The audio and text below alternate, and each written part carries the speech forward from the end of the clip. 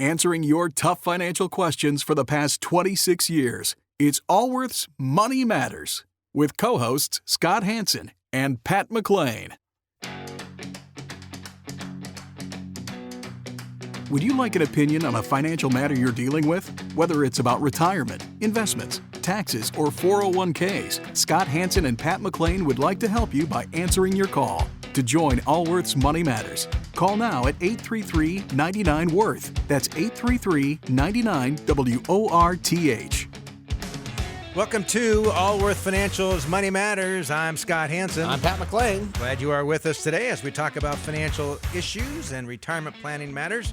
Both myself and my co-host here, Pat, we're both financial advisors, certified whatever that means anymore, but certified financial planner and chartered financial consultant. I am. We've been doing this roughly 30 years. Yes. As financial advisors, doing this radio program for almost a quarter century. So we have a little bit of experience in this field. And dealing with, working with people just like yourself. Yeah, and we always enjoy it. And it was interesting, Pat, as we both run Allworth Financial. We was Hanson McClain for years, and we've merged with a couple other firms, and we are continuing to grow. So we rebranded ourselves a while back, Allworth Financial. But that's also grown up. Huh? That's also grown up, rebranding yourself. What I was thinking it was fun because this week Pat and I both ran into someone who became a client maybe before Hanson McClain was formed. She was? 28 years or something like that. Yeah. Amazing. Yes. And you think back, some of these clients we had, like from back in 1991, I'm like, we were both in our mid-20s. Thank you for trusting us. Yes. And good. Still clients, many of them still clients today. Yeah. But I just think back, and not just that we're young, but we're young and we barely had an organization. I mean, there were three of us. Right. So anyway, hopefully. So if you've been a client all those years, thank you. Yes, really, thank you. We do appreciate it. I have much gratitude there, but also much gratitude for our long-term listeners and for those that are newer to our program. We appreciate you being part of our program as well. And so we are going to start off with some calls, and we've got a great show lined up. We've got, there's lots of good things we can talk about. But one of the things we want to talk about today is how to use your 401k to pay off your home at retirement. Or should you? Yeah, so some strategies about that. Right. How do you do it, and should you? And how do you make it happen? So we'll talk about that. And, of course, we'll take your calls. And if you'd like to be part of our program, the contact number is 833-99-WORTH. That's 833-99-WORTH. Numerically, it's 833-999-6784.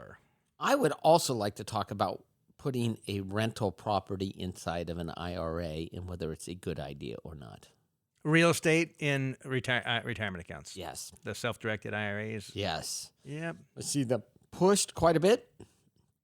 This last weekend, I was on a bicycle ride. I was actually on vacation in Santa Cruz, and I was riding with the Santa Cruz Cycling Club, which is very nice of them to have us. You just show up in these towns with cycling clubs, and you go and look online and find the club. Yeah, and you show up where they say, and then they normally have some great local rides. So I rode with them, and one gentleman was telling me how he put a. I didn't even tell him what I did for a living, and I made no comment to speak of whether it was a good idea or not. But to put a rental, you did property. have the T-shirt that says "Retirement Planner." Ask me how. I did not. No, like a flashing, like a bright yellow vest that flashes. Oh my! Retirement planner, financial advisor. Because the little friends I have left. So we'll talk about that, some of the pros and some of the cons of having real estate in your IRA. If you'd like to be part of the program, 833-99-WORTH is the number to join us. If you'd like to call with a question, again, that's 833-999-6784. We're in Northern California with Karen. Karen, you're with Allworth. Hi, Scott and Pat. I'm Karen from Loveland, Colorado. All right. And I am almost 59 and a half. My husband is 67. I work full-time. My income can fluctuate some, but I make between $175,000 and $200,000 a year. My husband's on a state pension of $75,000 a year. I have been maxing out my 401k, with pre-tax, not Roth, and I'm also maxing out my HSA. I have about $750,000 saved in 401k and IRA. And I'm wondering if I should start contributing to a Roth 401k. One of the questions I always have for my CPA every year is, how do I pay less taxes? So he always recommends that I stay in the pre-tax 401k, to lower our income. And also the other issue is my husband is collecting Medicare. And, his Medicare premiums are based on our combined income, so I try to minimize my income as much as I can. But I'm also thinking I may be retiring in the next 3 or 4 years and will then start accessing this money. So should I start putting some money in my Roth 401k, which I haven't put any money in yet? So let me ask a couple questions. Do you owe anyone any money? We have a mortgage of roughly $250,000, which I may or may not pay off when I retire. It's not a bad payment. What do you have in money saved outside of the 401k? Do you have any money in a Roth now, or in a brokerage account, or? Yeah, we have brokerage accounts. Outside of IRA money, I probably have another $700,000. Okay, and the reason we asked is that at retirement, ideally we get to retirement and we have a variety of different buckets to pull from. So if we need say our car dies and we do need a new car, we're not forced to pull money from our 401k or IRA, which is a taxable event. We have other options to look at. So it sounds like you're in good shape there. If you switched some or all of your pre-tax 401k deposits to a Roth, I suppose one can make the argument that you would have more set aside for retirement. But the challenge is your adjusted gross income is going to increase by that same amount. It's going to go up. Which will trigger more taxes today, and perhaps that's a smaller issue because it's not going to impact it that much. It could affect it will most certainly affect the Medicare Part B premiums. Yeah. So the answer to the question, we agree with your CPA. We agree with, but let's look at the overall situation. So do you have money in the bank as well? Yeah. How much do you have in the bank? Well, about $700,000 between brokerage accounts. Okay. As far as like CDs, things like that, probably about $250,000. Okay, so if you were sitting in my office today, and we said, okay, Karen wants to retire in 3 years, what should we do? The first thing I would do is probably look to see what the returns were on that brokerage account and the money in the bank, and take anything that has a lower yield than what your cost of money is on the mortgage and liquidate it and pay off the mortgage. Because you said, I've got a low payment, it makes sense. But the reality is you're probably lending money at 2% and you're paying someone else 3.5% or 4% to borrow the same money back. So either you take more risk, or you actually sell off those close to risk-free assets and pay down your mortgage, because it's going to increase your overall net. Let's say that we move that number as 1%. That's an extra $2,500 a year to you. Let's say it's 1.5%, right? It's $3,700. It's not a huge factor. She's looking to save a couple $1,000s on taxes. Okay, fair enough. Right? Yeah, fair enough. Right? The savings there would be much greater than whatever we're talking about the Medicare B premiums. That's correct. Yeah, that's my point. Yeah. My point is, Karen, you focused on an issue that your accountant brought up, which is great. And we agree with your accountant. But if you were my sister, my older sister, by the way, slightly, I would sit down and say, Karen, let's look at the overall situation and take into account the tax ramifications, but let's see what you look like in retirement in 3 years. And retirement's probably in the future possibly in It 3 all years. depends on what your lifestyle is. But this $175,000 to $200,000 a year is pretty hard to make up.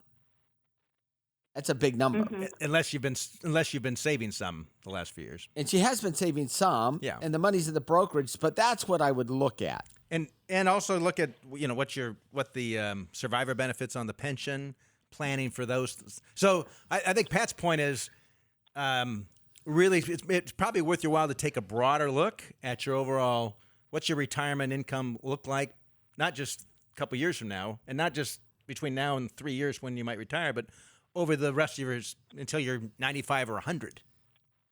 Yes. And planning through those issues. And with the age difference, I mean, odds are, and obviously you've thought about this, odds are you'll probably be widowed one day, right? So your husband will probably predecease you by a number of years. What's that income look like during that time? And I think having a broader picture of this might be helpful for you. You're certainly doing the right things. You're saving you're well. saving, Yeah, you're I mean, saving, you're you guys saving are- well. You're in great shape. You're There's just no question. we're just cleaning up around the edges. All righty? Right. I have one more quick question. Yeah. When I retire, like my husband is getting a pension, so his Social Security, he gets like $200 a month because they did that haircut. Yes. When I retire, is he able then to switch over to 50% of my Social Security? No, because of the windfall elimination provision. Oh, okay. All righty? Sorry about that. All right. Thank you. All Thanks. right. Good luck, Karen. Sounds like you're doing a lot of the right things. So Yeah. appreciate you calling. And Yeah, so Scott, I'll use an analogy in my own life. The top of my deck looked terrible in my backyard, but with the wood deck. So I brought a contractor over, and I'm like, "Hey, can you kind of sand this down or resurface so we put that fake wood in there?" And he's like, "Yeah, that'd be great." He said, "Except look under here." oh, it's dry rot. Well, it was worse than that. The pilings had been all the concrete, whatever they pour those things in, and that thing. And so the reality is, I was trying to do stuff on the surface, and it was much greater than that. I'd say if I didn't worry about inflation, I would not own a home. Okay, that's true. I rented a house for about 6 months. Years ago, we built a new house, which I would not do again. Actually, I kind of enjoyed the process. I just don't like. But when I rented, anytime there's a problem, there was just one number to call, And that was it. and then you hang up. You don't think about anything again. It's not my problem. It's a beautiful thing. And when you own a home, and as the home ages, you get the dry rot. Yeah, By the way, your personal residence do not view as an investment. You consume it. you consume your home. And to maximize your net worth, if that's your objective anyway, live in the smallest dwelling as possible. And if you're going to have additional real estate for investment, have them as rentals. So somebody pays you rather than you pay it. We're going to continue on. If you want to be part of the program, our contact 833-99-WORTH. That's what will get you on Allworth's Money Matters. And we're in Sacramento talking with Carlos. Carlos, you're live with Allworth Financial's Money Matters. Scott Hansen and Pat McClain. How can we help? Hello. Thank you for taking my call. Yeah, our pleasure. Okay. I have a very quick question. I'm contemplating having a very simple retirement plan for myself and for my family. I used to have a big balance moderate balance, about like 200,000 in 401k. But over the years, we kind of depleted it to pay for the kids' private school, and that's a bygone decision. But we did it on purpose. We just thought it's a good investment in the kids. But right now, I work for the state. And I've been with the state for about 6 years, and I'm 45 years old. And basically, I'm thinking, since I will be having a pension from the state upon retirement, is it just better to focus on paying off our primary residence? And then we have one rental, also the first home that we bought, we are keeping it as a rental. So should we just focus on paying off those two homes and plus the pension? That should be good enough for our retirement. Is that an acceptable? Well, I have a couple questions. Sure. What is your approximate income? Right now? Yes. Okay, so as of last year, annual income is 120,000 And per year. does your wife work outside of the home? No, she doesn't. Okay. And what's the value of your house? So so I don't know if I can use Zillow's. Yeah, doesn't that's good matter. enough. Yeah, Yeah, just close ballpark. enough. Close enough. Yeah, so it's about 690,000. And what do you owe on it? We owe about 400,000 on it. Okay. First, mortgage and HELOC put together. Both. Okay. And a HELOC. What's the interest rate on the first? So first is 3.875%. And what's the HELOC? HELOC is a little. I think it's adjustable. I think it's right now about 6.75. How much? How 7%. How large is the HELOC? Oh, it's about 150,000. And you've exercised all 150. Yeah, the current Okay. balance is 150. And then on the primary, the first mortgage you owe 400. Is that correct? No, first, Between the two, we 250. Okay. We owe 250 on the first and All right. 150 on Tell the me about the HELOC. rental property. What's the value of the rental property? Rental value is 370,000. And what do you owe on it? We owe the remaining balance is 180,000. And how old are the kids? We have 3 kids, so 12, 10, and 8. What's the interest rate? What's the interest rate on the mortgage on the rental property? Oh, it's very low. It's 3.375. Okay. So I'm just trying to. Here's what I'm kind of trying to come to grips with is how you spent down your 401k the last several years to finance your lifestyle, which includes your kids' private education. Your kids are assuming that they're still in private education. Is that correct? Yeah, but right now we're at a position where we kind of like right now we pay much less than we used to pay for what we get from the school. So right now our expense is about $1,000 a month for 3 kids. It's not Okay. bad. In the normal cost is $3,000 a month. So what if I told you that you need to put 10% into your 401k? What would you say to me? That's my question. Is it Yes. better to put 10% in 401k or pay down our Both. primary All right, residence? so here's what as Both. So you As got of today, I didn't tell you the whole story. As of today, I'm contributing $500 a month to the 401k. Okay. That is only $500 a month. which is All right. 5% of pay. Okay, yeah. So here's when we look at this. There's a couple things. One is that you should take this first and your HELOC on your primary residence and refinance it into a new mortgage, maybe even a 20-year fixed. I would do a 20-year Yeah, fixed. 20-year fixed. I would do a 20-year fixed. Well, I don't know. What's the chance? He's not going to be in that same house by the time the kids grow. I don't know. If you think Well, it's, My concern is that, this is too much house for you. well, that and yeah, you've got a lot of big mortgage out there, and my concern is that you have not lived within your means the last number of years. The expensive years are ahead of you with the kids. Oh yeah. Oh yeah.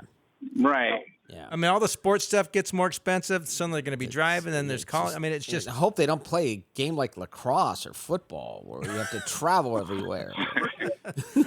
well, the 10 and 12 already can be that age, but So here's what you need to do immediately. If you plan on staying don't in touch your 401k again. yeah, don't take any more money out That of is the 401k. that's sacred But, dollars. It has a very modest balance now. I mean, it's only 50,000 or so. Yeah, but But you know what? What the challenge is, you took the money out, you paid taxes on it, the top rates. you paid it a was- penalty. yes. So here's what you need to do. Very You need to Very expensive money. refinance your first and your HELOC into a 30-year, Yes. 20-year or 30-year fixed rate mortgage. Okay. Okay? And then pay it off over the 20 or 30 years, whatever you decide. Put 10% into your company's 401k. And I would actually look at doing it on a Roth basis. Oh, so you prefer Roth 401k versus Or half and half. instead of Split the difference. You could do that. You could do that. So right now I'm putting in the Roth 401k. So 5% each. Okay.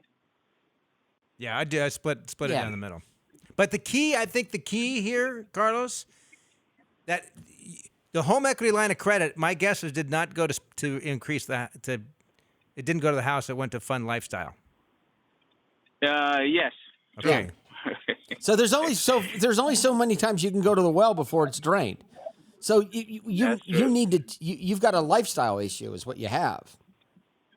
And there's two Right. ways to fix It's, the lifestyle yeah. issue. Stop the behavior or put parameters on the behavior that causes you to stop the behavior. Or make more money. Right. There you go. Exactly. Well, I mean, So. see if you can find a better But is job, it- or see if your spouse wants to go back to work. Yeah, that is, my wife can go back to work. It's just now that the kids are like kind of like semi-independent. So. Yeah. Well, I mean, it just so you called about your retirement. Right now, I think you're heading towards a train wreck, honestly, because it's not good at all. yeah, if you look at your financial situation now where it was a few years ago, you're going backwards. You're spending your house, you're spending your retirement, and at this rate, you're going to get to retirement. You're not going to have any. You'll have some pension with the state. I don't know what it's going to be 20 years down the road, right? That we know there's a lot of pressure on it, and you're not vested today, so there could be some changes to that. And then, That's a reality. that's the reality. So refinance the first and the HELOC into a 30-year fixed-rate mortgage. Put 10% into your 401k, half pre-tax, half Roth IRA, and quit spending these Carlos, assets. We appreciate you want the best for your kids. I totally understand that, and I think you can still afford the private education. It's just some of those little extras you're going to have to figure out a way to cut out. Yes. Okay. All righty. Fair enough. And Thank by the you. way, Thank you very Carlos, much. Carlos, when you have the discussion with your wife about her going back to work, it was Scott Hansen's idea. It was Scott's Well, idea. no, in all it serious- wasn't mine. In all seriousness, Carlos, it might be a good idea for the two of you together to go visit with a certified financial planner, run through this. Right. Sometimes when there's a third party, and you spent 10 minutes with us on the radio, and we get some numbers in our head, but you actually run some numbers and some projections, and sometimes just you get clarity there. And as a couple, you can say, all right, what do we want to do here? We're going to have to make some changes.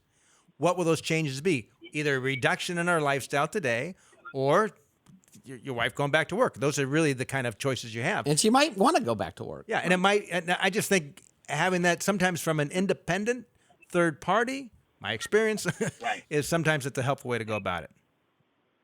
Okay. Thank you very much. All right. Appreciate it. Appreciate the call. Yeah, thank you, Carlos. But you know what?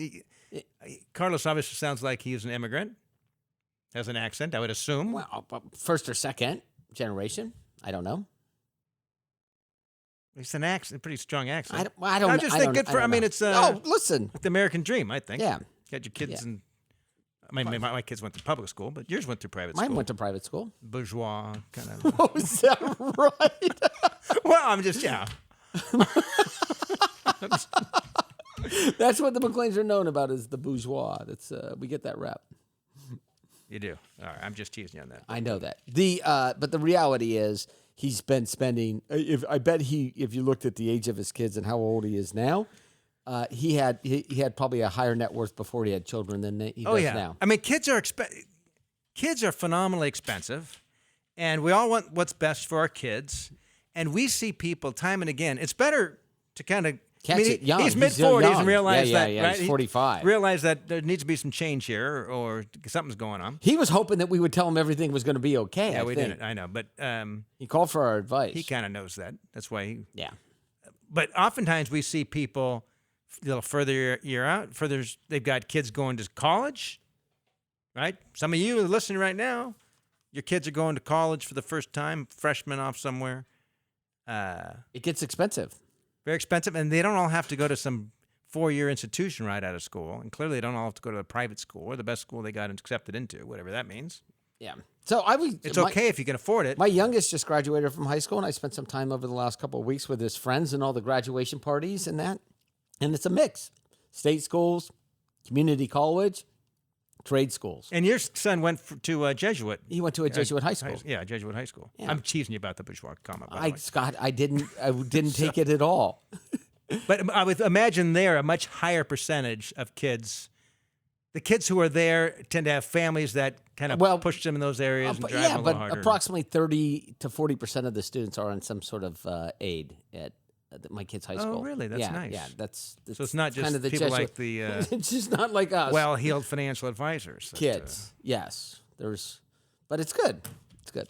all right. Anyway, but I didn't take the bourgeois thing personally at all. Because Because he I'm took it as a not. compliment. That's why. Because I don't know what it Part of means. the gentry class. I don't know what bourgeois means, but when I look it up and find out what it means, I'm not quite sure of the meaning either. Now I mention it. It just sounds like I'm pretty sure I know what it means. snobbery, sophistication, wealthy. French. Sounds like multiple generation wealth. Oh, but that's just right. clearly. Anyway, we're taking a quick break. When we come back, we do want to talk about a couple things. One is how to get your home paid off at retirement. You're facing retirement. How to use that 401k, or if you do use the 401k. We'll talk about that, and we'll take more calls. Our contact number, 833-99-WORTH. You're listening to Allworth Financial's Money Matters with Scott Hanson and Pat McClain. We'll be right back.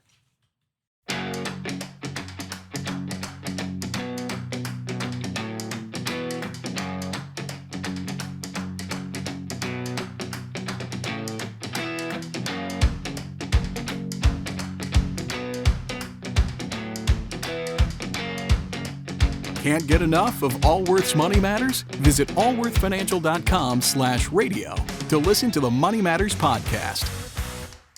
Do you have a financial question that needs answering?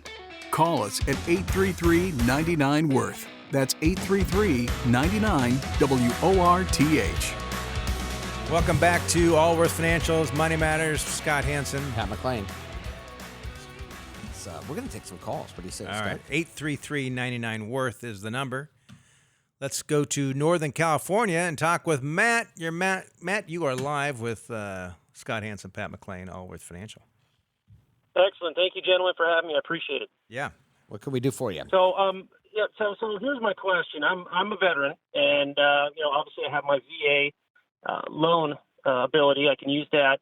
Now, my question is that my wife bought a house about 8 months before we got married, so I am not on the lease, I'm not on the mortgage, what have you.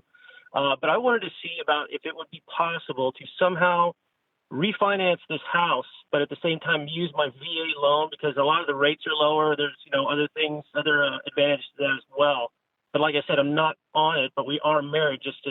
The marriage happened after the purchase of the house. Yeah, so you'd need to change title to both your names and refinance it.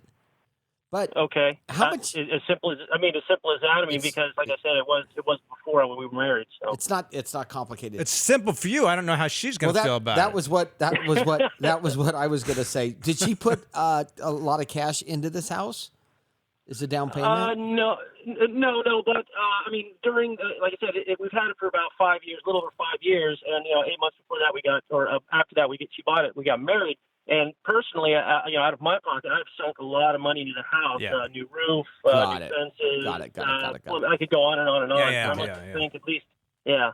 No. So not a that's- big deal. And what's the interest rate now? She's at 4.25. Yeah, so you that can was do the other better. thing that struck. Yeah, exactly. I figured because I have excellent credit, above 750. So I figured with that and what stopped you from doing this until now? Yeah. Why didn't you do it before? It wasn't until recently because I live specifically in like the Chico Orville area, and with the campfires, people were really looking for houses, and it's a bad way to look at it that we have taken advantage of it some way, but housing prices have just gone to the roof. Skyrocketed. But so why, for the rest of you out there who don't know where this is, so this is Paradise was the town that burned in Northern California that made all of course, big news. Correct. And I mean, it displaced many people. Yeah, so, but Orville is right next door to Paradise. Yeah. Yes. And so what's happened with home prices, the typical home price? Well, I mean, just personally, our example here, we bought our house, in its current shape. It was about $129,000, and there's houses down the road that have been, upgraded and on the market, basically same size, same everything, and they're going for over $200,000. Yep. Yeah. It's just amazing. And have rents gone up dramatically too for people looking for apartments? I'd say it's close to almost like gouging, to be honest with you. Some of these people, they're having to pay exorbitant prices for just the smallest little apartment.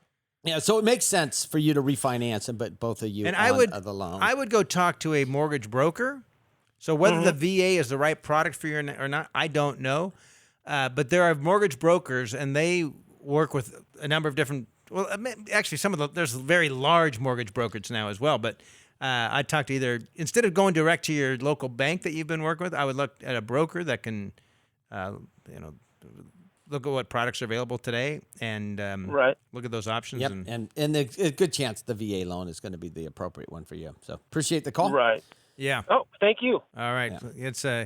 It's interesting to hear about price gouging and. So they're actually putting in work camps up in Paradise that will house hundreds and hundreds of people in short-term housing to just get the economy and the repairs moving again. I could not imagine. I mean, if I own an apartment complex, so I personally, I gave some money in a couple ways to some organizations up there to help the campfire victims. Okay. It's at Christmas time, our church did a special offering to adopt a family. They adopted this young couple that weren't married with this kid. It was really an interesting. I thought it was good for the church, and they track them, kind of someone's there helping them, guiding along. But so I'm thinking, as a capitalist, is that what you're saying? Correct. That you couldn't raise the rents. I would not raise the rents unless my family. I couldn't feed my own family, and I had no choice. But I would not be opportunistic like that. Neither for how would you. long? I would not. But for how long? Well, one of the challenges with real estate, it becomes very personal. Yeah, but Scott, but for how long would you? I get not raising it for 1 year or 2 year or 3 years. Well, eventually you're going to end up with a market rate. But eventually you're going to go to market because. Well, if you don't want to do it, you end up selling the property, and then they're going to bring it to market. Yeah. No, I agree. I wouldn't do it either. But that is 100% correct. Is real estate, especially residential, and it can even happen in commercial, oftentimes becomes personal. You get to know the people, their people. I have clients that have been clients for years. They own a nice little rental property that they charge so little on rent. And when I say, either you should raise the rents to market rents or you should sell it and redeploy the capital elsewhere, she says they are the cutest little couple I've ever met.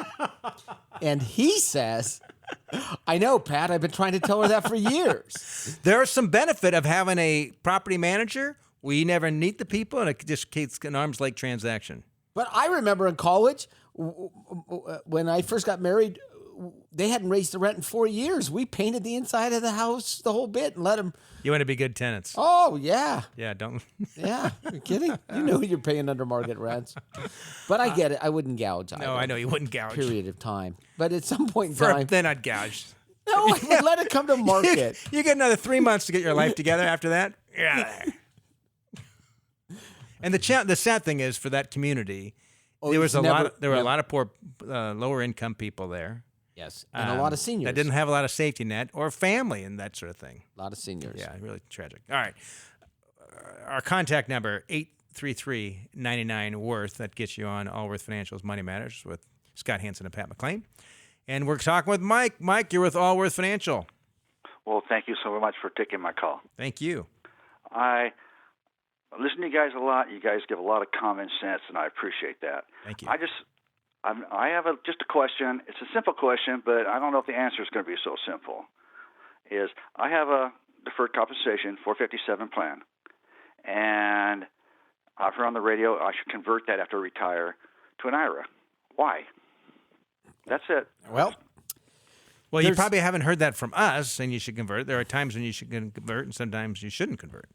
So, assuming you have a full menu of investment selections and you're comfortable making the decisions as to how to direct those dollars, maybe you should not convert. Maybe. The good thing about the deferred compensation and the 401k plans, right? It's the same thing. I was a public employee, and we were 457 instead of 401. But so I'm going to interject real quick here. Because you said Pat said assuming you're making the right investment decisions. So years ago, and this may be 10 years ago, so every once in a while I would have someone would call, and they were, I forget the person's title, but they were with the state of California, essentially one of the decision makers for the 401k and deferred compensation plans. Okay. Right? And they would give, you maybe don't remember this. And so he was like, why would the plan, we have such low cost plans here, why would anyone leave? And I asked him one day, I said, he called and I said, what, in this, I don't know what the percentage is today, but I said, what percentage of the 401k and the 457 plans at the state of California are in money market equivalents, cash equivalents? And he said 18%. Which is high.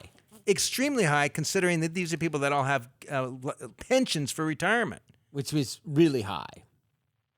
And it's funny because during the conversation, I think all of a sudden a little light bulb went on in his head, like, maybe now I see why sometimes people choose to move the funds out. Well, if to get professional guidance. There's a difference, right? There's a difference. You can, if you're comfortable making your own investment selections, you use it in the competent. Comfortable and competent. Thank you. Okay. I mean, really, where you look at yourself and you say, I am competent at this. That's a tough thing to go through. But if you're comfortable and competent in making your own investment selection, there's nothing wrong with leaving it in the 457. But if you're going to leave it in the 457, why wouldn't you just move it to an IRA if you're comfortable and confident, where you have a much larger selection and easier to make transactions and everything else. Correct. And if you're over age 59 and a half, especially then. Now. Well, one question. Now, if you have an IRA, is there fees? Yeah, there's fees in your 457 too. No, I have no fees in my account. No, you have fees. On my statements, there's never. I understand it.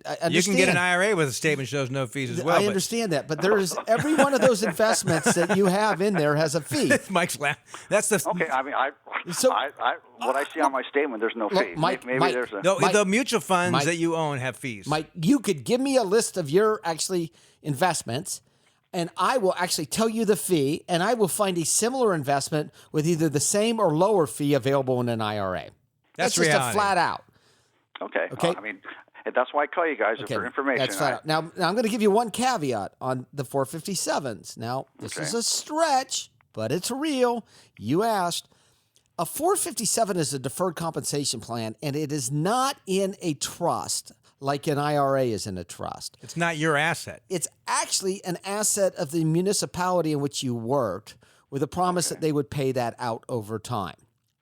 Rare, but it could happen that if that municipality ever goes into bankruptcy, that could actually be attached or tied up for a period of time in a bankruptcy procedure. That is the proceedings. Okay. Now, I'm going to get some phone calls where people are like... But when you put it this way, think about this, Pat. So, Mike... And we're not. We have no. We don't have a dog. But in think this if you moved. Think if you moved to California. You moved to Northern California from some other state, and you decided to go visit some financial advisor. And you have some money from your previous employer, and the financial advisor says, we could set up an IRA, an independent IRA, but the state of California actually has this plan. It'll be subject to the creditors of the state of California should anything happen.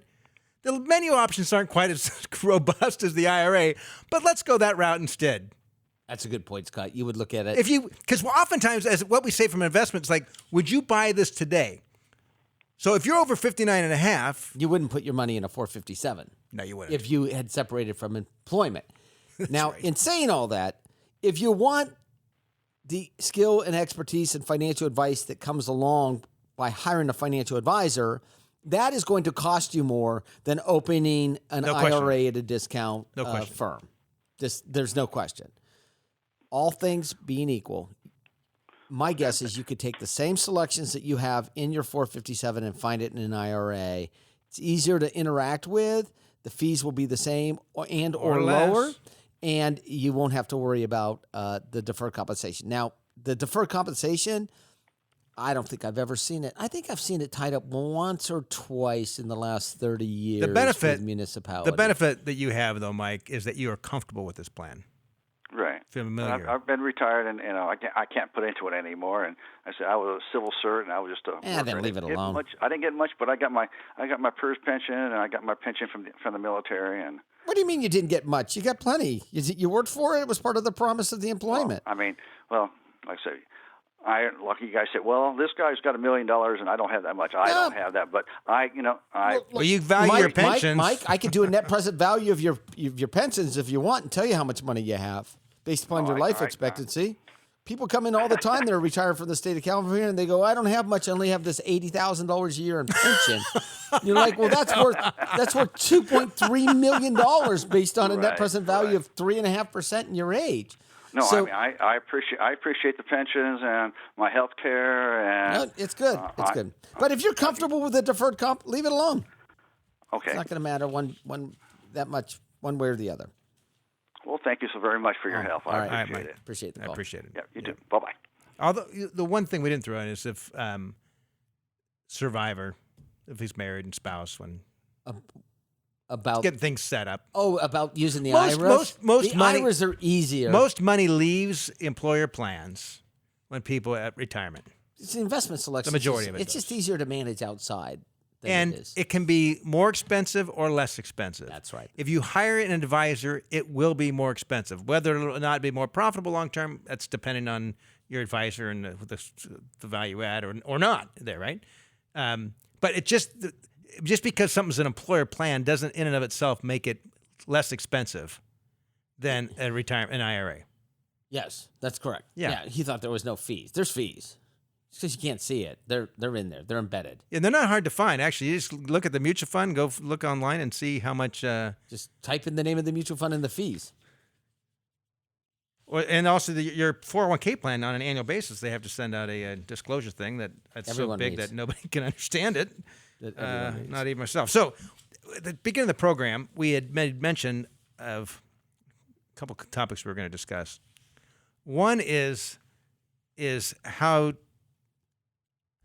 to use your 401k to pay off your house. So here's what's quite common, right? Someone gets to retirement age. They still have a mortgage on their house, and they have a large 401k balance and IRAs. And they say, Oftentimes, hardworking savers maximized their employer plans over the years, maximized IRAs, maximized Roth IRAs. Not uncommon to see someone at retirement having $1.3 million in an IRA, not a whole lot outside of there, and they have a modest mortgage balance that they want to get paid off. $50,000 or $100,000. Yeah, or $150,000, not a Whatever the huge number thing. is. And sometimes we'll talk to someone and say, I want to get this. They'll say, I want to pay this off. I'm going to take all the money out and pay it off. Not so fast. That isn't normally the best idea. Because the way our tax system works, unfortunately, anything we've got in a 401k or an IRA, we have a silent partner, the tax man, IRS, and if you live in a state that taxes you, the You've state got a as couple well. silent partners. Yes. And it's not that they just get some certain percentage that they automatically get 20%. Like if you pull money out of your 401k, they'll withhold 20%, but that withholding has nothing to do with your tax liability. It's just what they would Your tax could be 0. It could be 52% if you're in a high tax state. It could be 0 if you're in a low tax state and you have low income, or the money's coming out of a Roth IRA. So our tax rate is very progressive. So the more money you make, the higher percentage goes to taxes. And under the new tax law that passed, which increased the standard deduction, about doubled it for everybody. Significant. Something like 94% of Americans are now using a standard deduction versus itemizing.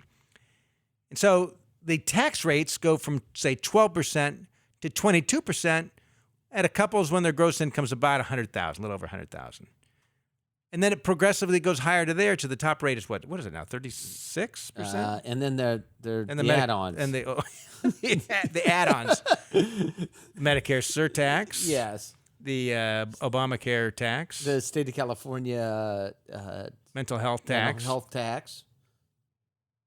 That worked well because California has no homeless It people has anymore. fixed It's everything. a 1% surtax. There's on millionaires in California.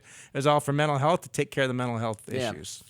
Beautiful. No more. Beautiful. There's no homeless in It's California. worked If you've been to beautifully. California. Beautifully. Yeah. Maybe if we did 2%, be even And less. lowered it to people with incomes of $250,000. Because we all know more money fixes everything. All right, so now we're getting sidetracked.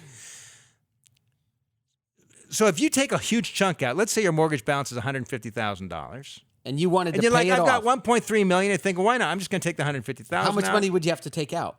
Well, once you take the $150 out, that $150 is now going to be added on to your other income, and the IRS doesn't let you smooth it out over 5 years. They did years ago, but they don't let you smooth it out. They're going to treat it just like you earned that much in that particular year. $150 added onto your others.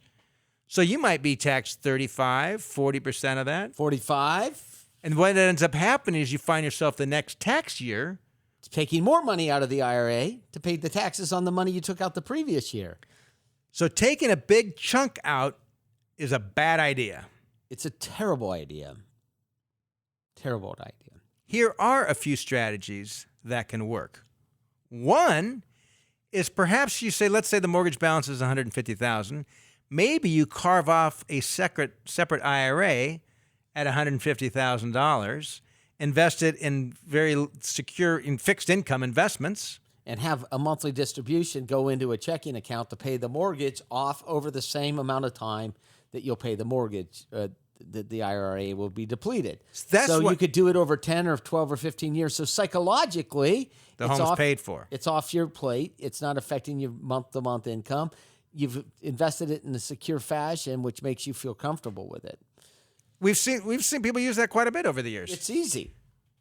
It's easy. I mean, it's not necessary from just crunching the numbers in a financial standpoint to set up a separate IRA, but psychologically and emotionally, now you think, okay, I carved off $150,000. It's equivalent of me having the house paid for. It's equivalent of me having the house paid for. Now I don't have to worry about it. And as long as those dollars are invested in somewhat secure type investments, which not is invested in stocks, you're invested in conservative bonds, match kind of risks. Yep. It's a good way to do it.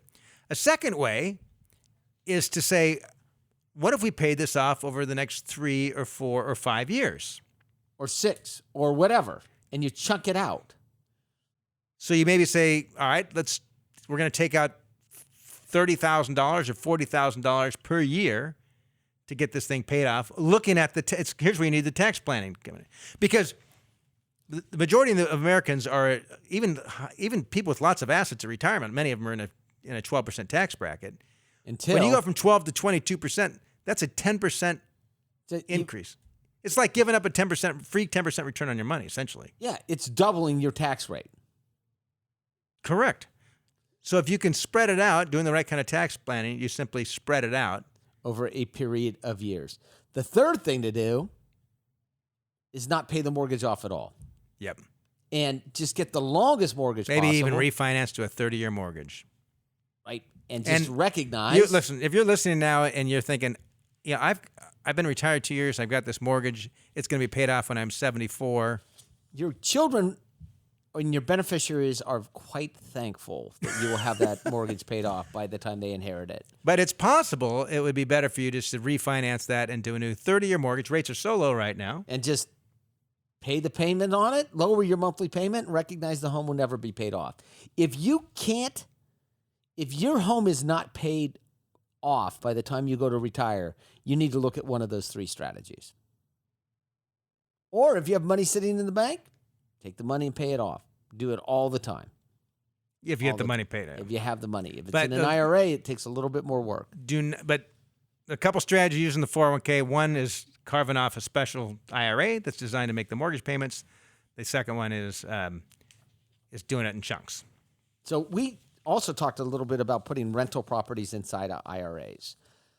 We see this advertised often from people trying to sell rental properties or investment real Use your estate. retirement account, self-directed IRA to own real estate. The problem with it is you lose a lot of the tax benefits of real estate. Well, that's the biggest issue if you ask me. Well, I think the bigger issue is capital gains, favorable capital gains, the tax-free exchanges, the depreciation of the asset. Yeah. I think the bigger issue is required minimum distributions that are going to either now be age 70 and a half or 72. And how do you take an illiquid asset and carve up? It's not like a required minimum distribution requires the money to come out of the IRA. It's not like you could go to the rental house and just take off a quarter of one of the living rooms and push it outside of the IRA.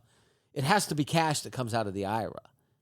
Yeah. Now, you could, if you have multiple IRAs, it can only come out of one. So if you have that is an bond option. fund and some other one, you can use that. But and the other thing is that if it needs repairs or significant upgrades on the property, how do you actually get more money inside? That is a big issue.